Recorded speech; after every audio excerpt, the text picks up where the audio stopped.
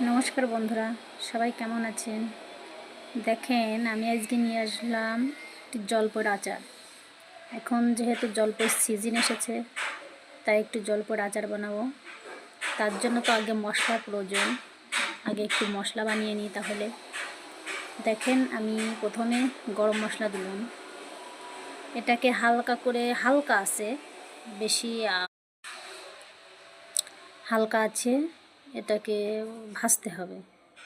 হালকা একটু ভাজার পরে আমি কিন্তু এবার দিয়ে দেব ধনিয়া দেব। ধনিয়া দেওয়ার পরে এটাকে দিয়ে আর একটু সময়, কিছু সময় ধরে একটু ভাজবো। দেখেন, এটা কিন্তু ফোটে। কড়াইতে যখন ভাজা হয়ে যায় তখন কিন্তু চটপট করে এটা ফুটবে। তখন বোঝা যাবে না এটা ভাজা হয়ে গেছে। তারপর আমি জিরা দিলাম। জিরা দিয়ে দেখেন আমার জিরাগুলো ফুটছে, জিরা ধনিয়াগুলো ফুটছে। তাহলে আমি মনে করব যে না, আমার জিরা ধনিয়াগুলো যা হোক মশলা ভাজা হয়ে গেছে। এবার মশলা ভাজা হয়ে গেছে, আমি এখন এটাকে নামিয়ে নিব। প্রথমে আচারের জন্য একটু মশলাই প্রয়োজন। একটু মশলা দিলে বেশি রকম স্বাদ হয়, ঘ্রাণ হয়।